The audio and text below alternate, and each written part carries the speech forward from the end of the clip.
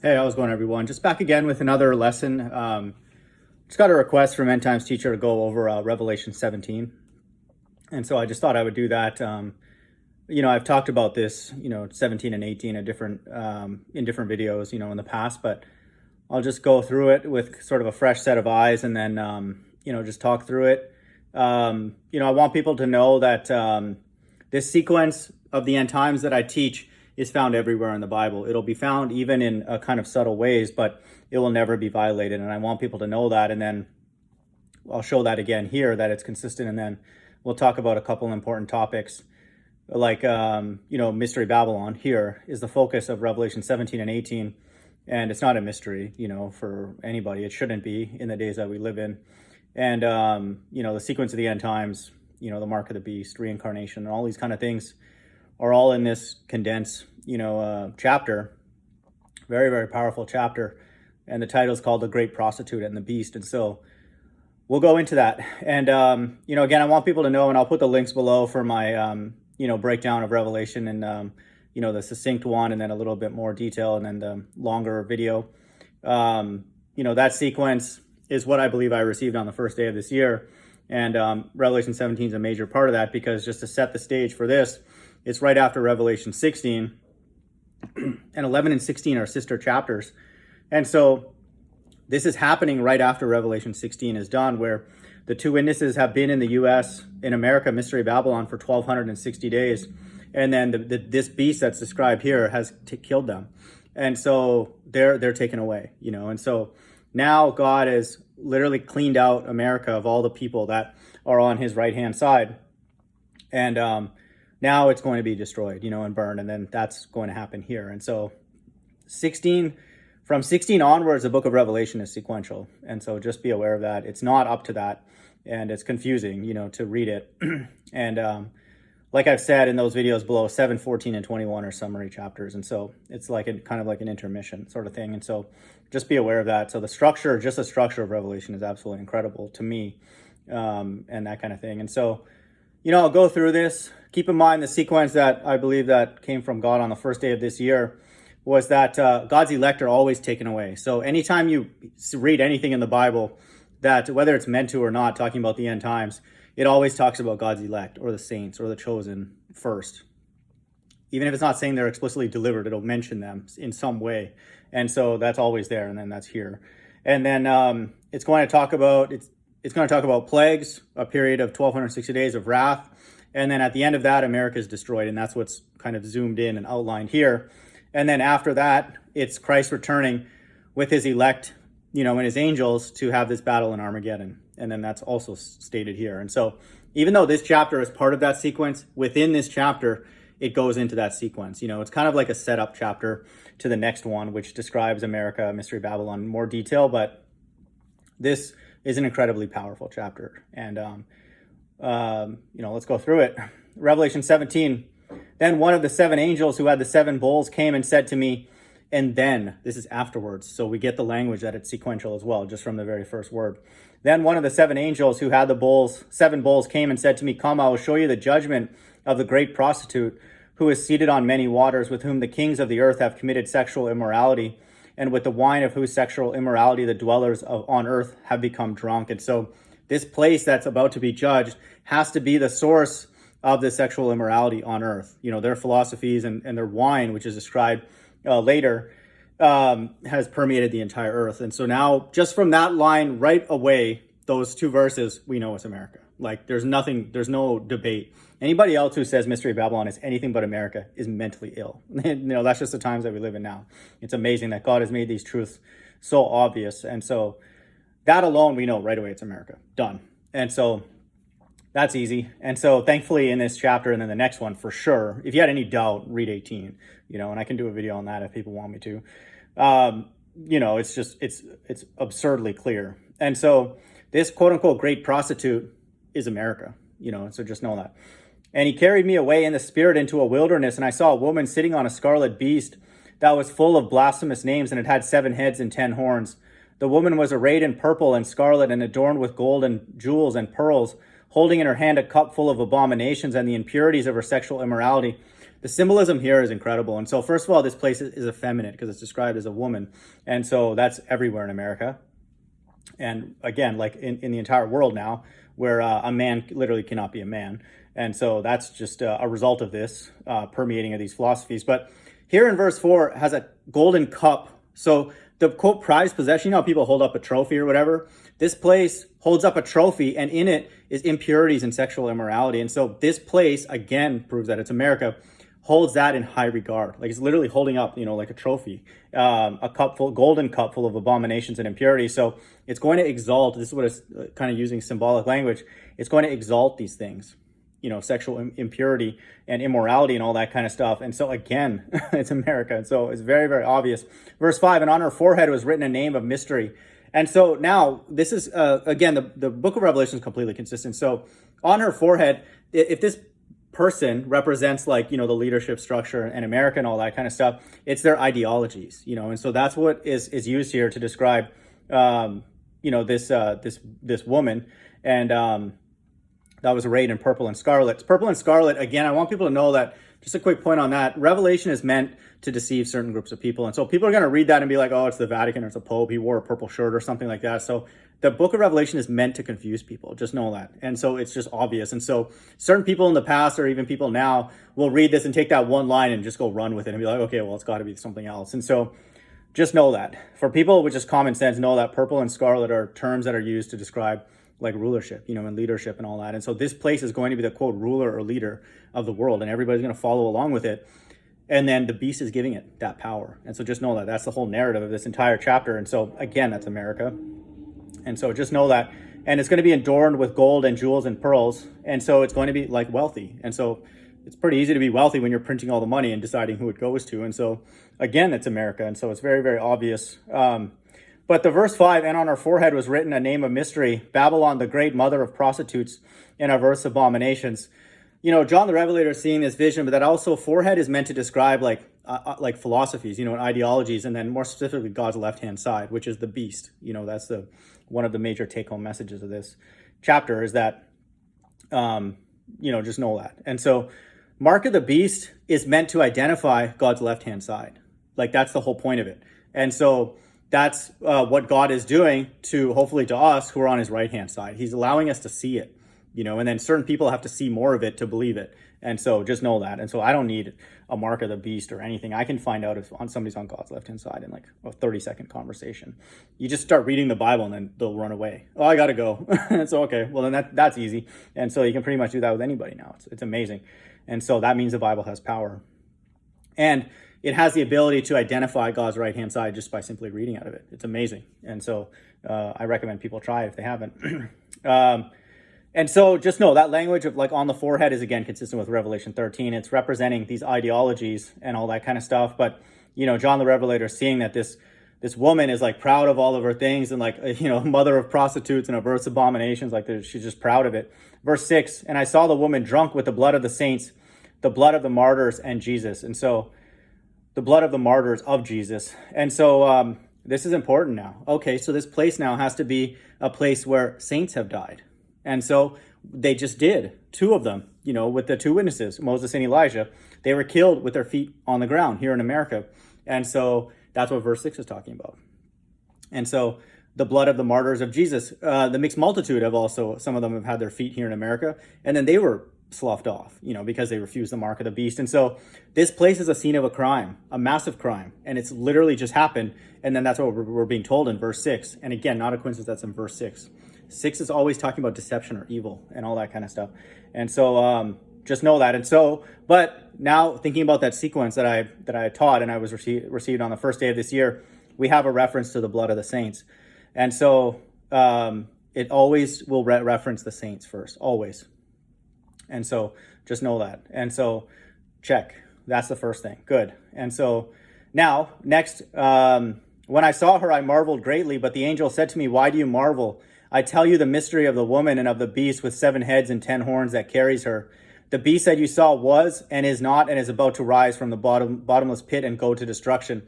This beast represents God's left-hand side, and it's a network of people. That's it. It's just God's entire left-hand side, and they're all basically just actors. Just know that, and we know that now. It's like, I don't know how to make it more obvious. Like atheists know that there's actors everywhere, and so that's what it is. And so just know that there was a time that you saw was and is not and is about to rise from the bottomless pit, means that there is this one world government that's now forming. And so if you look at the first woe, Revelation 9 verse 11, that is now also referring, it's referring to this as well. And so is about to rise from the bottomless pit. Think about that verse as well. That is the first woe, and that is when there is now, let me read Revelation 9:11 because it's again relevant to this. That's when we all knew, people now know that there's a one world government in place. That was like a ritual, a ceremony, whatever it was, CGI or whatever. Revelation 9:11, and they had a king over them, which is the angel of the bottomless pit. Again, that's the same language, whose name in the Hebrew tongue is Abaddon, but the Greek tongue hath his name Apollyon. So that is their sort of like ritual of letting us know that there's a one world government officially in place. It was already in place, but we know it now, you know, and all that kind of stuff. And so just know that. So that's a major part of the beast. And so the beast that you saw was and is not and is about to rise. Now that's visible of a one world government. And that one world government is God's entire left-hand side. Just know all these people are actors. And I'm not talking about just Putin and Trump and all that. It's all the people that think that they're something. Like, we know that they're just straight actors. And so we just let them go and act at a distance, you know, and all that. A lot of the truth community are actors too. And so we know that. And so we're just waiting. We're literally just killing time until God comes and then kills time. And so just know that. And so that verse is linked to Revelation 9:11. Just know that. And so that's the same language. And it's not by coincidence. It's talking about the bottomless pit. It's talking about a one world government. And the dwellers on earth whose names have not been written in the book of life from the foundation of the world will marvel to see the beast. That's all of God's left-hand side. Because it was and is not and is to come. And so this is the time where God has officially given the earth into the hands of the wicked. And so it's a one world government. And we're going to actually read that here as well. That is official. And that's what it's talking about, you know, the beast. Everybody on God's left-hand side are in alignment. They're all actors. And they're just playing their role according to God. And so just know that. This calls for a mind with wisdom. The 7 heads are 7 mountains on which the woman is seated. So this woman is going to have underlying nations that are under its kind of rule, you know, and subjection and all that. And that's through the money system and these philosophies and everything like that. And so America can only be propped up if other nations are complicit, you know, in its power and giving it that power.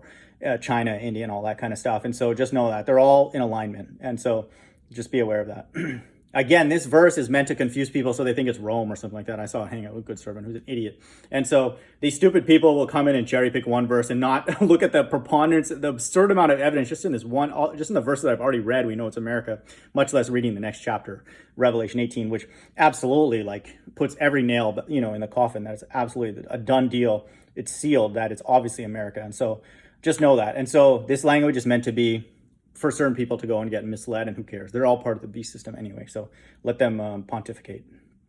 They are also 7 kings, 5 of whom have fallen. One is, the other has not yet come, and when he does come, he must remain only a little while. So this is talking about the rising up, you know, and all these different nations and like the power structures that are underlying America's power in the last days.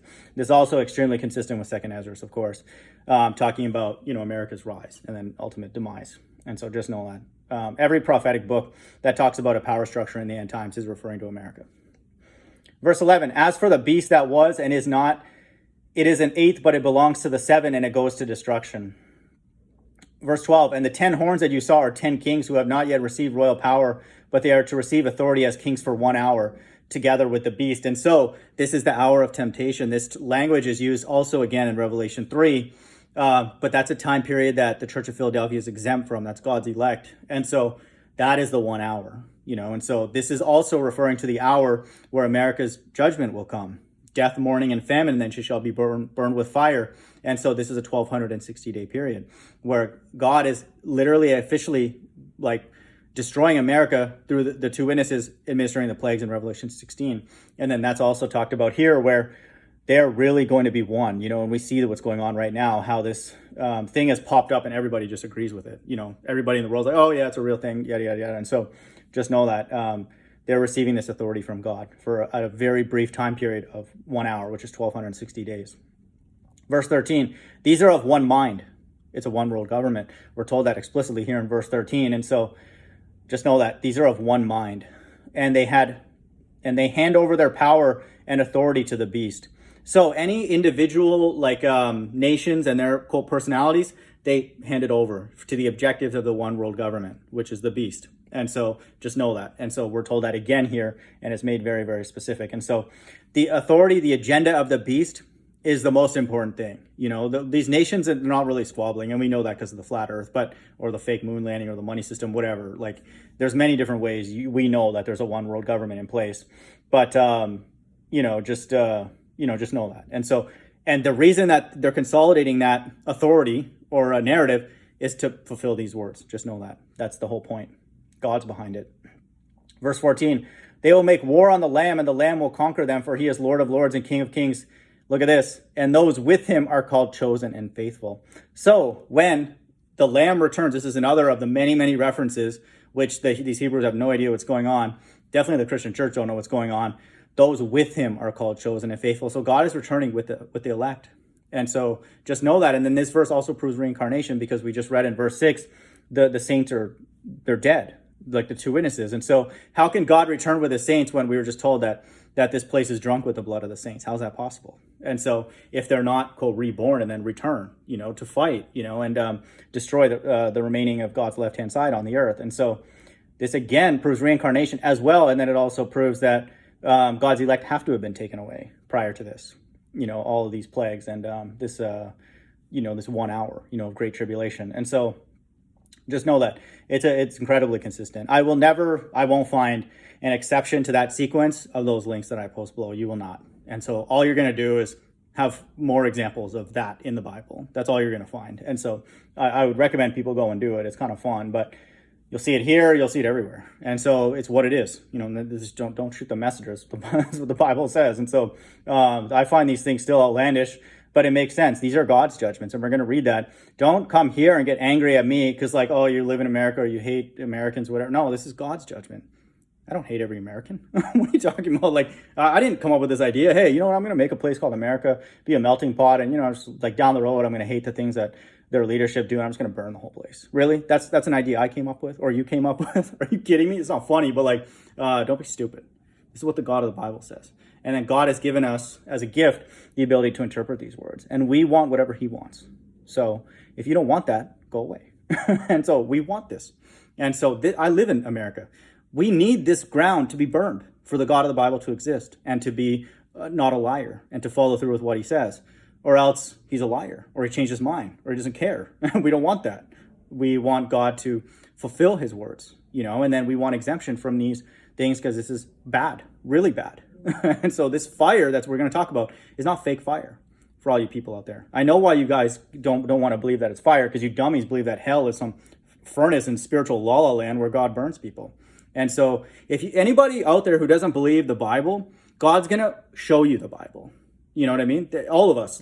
If we don't believe Christ hung on the cross, or we don't believe that God cares about the poor, we don't care that God judges people and cares about sin, all that, God's going to show us. He's like, okay, you think that fire is symbolic or metaphoric or whatever? God will be like, okay, how does it feel? And we don't want to be there, because if you're burned with this fire, which is the lake of fire, Christ says body and soul are destroyed. So you're on God's left-hand side.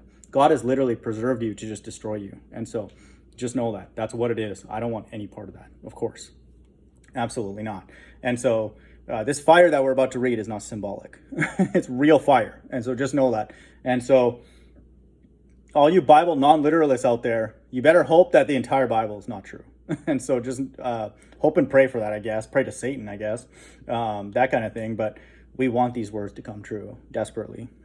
And so this is not our judgment. This is not our hatred towards America or anything like that. Who cares? What difference does it make? If I like or dislike or sort of like it or whatever, who cares? It's what God wants. And we want that. And we want that more and more every single day with what's going on in the world. Verse 15, and the angel said to me, the waters that you saw were the prostitute. Right? Just the way that God talks about this place. What do you think? Do you think God's anxious to do this or not? Just look at, like, he doesn't even call it like Mystery Babylon, he calls it a prostitute. And so what do you think, that is God the God that's being presented out there with these Hebrew Israelites who will, Tahar and these people using money to go get prostitutes and all that? God's using the term prostitute here to describe a place that he's about to burn with nuclear fire. And so these morons have the gall to go and like call themselves the two witnesses when God hates these people. And he's preparing this lake of fire for them. And so just know that. I'll read it again. And the angel said to me, the waters that you saw where the prostitute is seated and are peoples and multitudes and nations and languages. Again, we're talking about a place that two layers, at least 2 layers. They have to have their kind of no snooping and being in everybody's backyard in all their waters, the Navy presence. And then they also have to, the country itself has to be a melting pot of multitudes of nations and languages and all that kind of stuff. And so that's America. There's no other place on earth that is this mixed and diverse, and then it has all this power to influence people through Hollywood and the news media and all that kind of stuff, the music, propaganda and all that kind of stuff.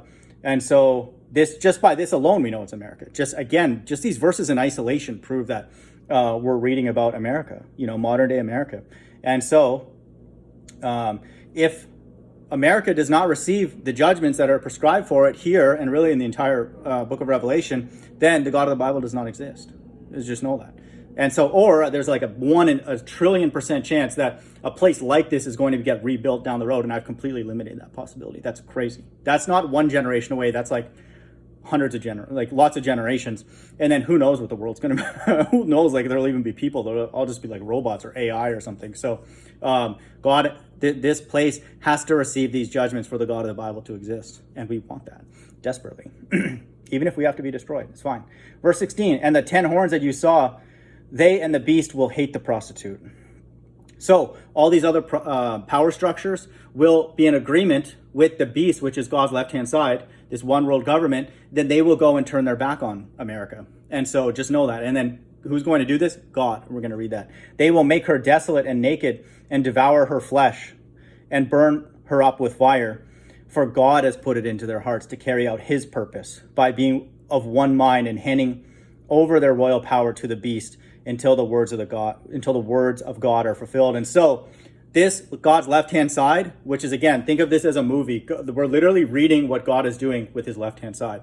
We don't want to be a part of this, obviously. And so that's what God is doing, with the characters on his left-hand side. And just know that. And so they're doing it to fulfill these words because they're under his control, ultimately. So just know that. And we're told by Jesus himself in Matthew 10:28 that body and soul can be destroyed by this fire. And so God's entire left-hand side, the physical people, the soul that's in them, and all the souls of God's left-hand side here are going to be destroyed in this lake of fire. And so just know that. This is God literally cleaning up the stage and then getting it ready for the kingdom of heaven. Just know that. And so, but first they have to have a battle in the Middle East, like we read in verse 13. And so just know that. And so this is God literally wiping out his entire left-hand side, and they all have the mark of the beast, an actual physical mark or in their mind, in their forehead. Just know that. Verse 18, and the woman that you saw is the great city that has dominion over the kings of the earth. And so that again proves that it's America. And so to me, you could literally read every single verse and just read it in isolation and know that it's America. And you can ask anybody, like just a basic understanding of the world, who is the ringleader, so to speak, of all the evil and deception on earth, and it's America. And so this to me is an incredible chapter. We're talking about a relatively, concise, chapter, and just powerful stuff. And so again, the sequence of the end times is reaffirmed here. It's very obvious. It tells us here there's a one world government, like I said in verse 13, they're of one mind.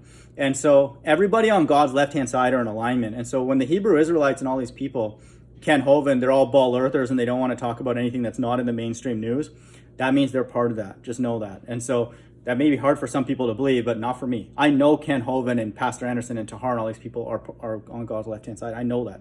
And so I'm just killing time, and I think other people know that too. They're actors.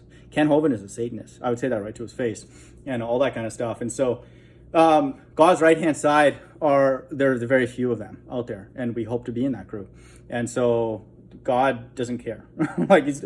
Can any of these words happen if even just a good percentage of the earth were on God's right-hand side? How would they do this? I'm gonna be the one who's gonna design a missile to go and shoot to them. Are you kidding me? I'll be like, no, I'm not doing that. And so most people won't do that. That's crazy. And so all of these people, they're just actors. And so the amount that we sin, God dips us into that. And so that's his judgment. And so God's like, don't do it anymore. You know, like it says, we're like, you know, if I do Revelation 18:4 says, come out of her, my people. Don't be partakers of these sins, especially if you live in America, because they permeated the whole earth. So those sins are everywhere. God's like, come out. You know, you've quote unquote paid your punishment, your dues, come out. And then if you come out, that identifies you as somebody who, you know, if you're predestined for that, to be rescued prior to all these things happening. And so just know that. And so that's what's going on. All these people are just actors. And it's a majority of the earth. 99.9999% of the earth are just a part of this beast system. And then if you tell them one or two truths, they'll run. They'll literally just run as fast as possible, because that goes against the beast. And then they're shilling for the beast, which is a one world government. And then they don't want that. They're not allowed to. They're not programmed to accept the truths that God's right-hand side, which again, we hope to be a part of, we accept them like they're just obvious. You know, like it's just, how could anybody not accept these things? You know, that kind of thing. And so just be aware of that. Revelation 17 is an incredible chapter, reaffirms the sequence of the end times, reaffirms reincarnation. And, you know, these days, these things being fulfilled, in my opinion, are very, very close. Hope everyone's doing well. Bye.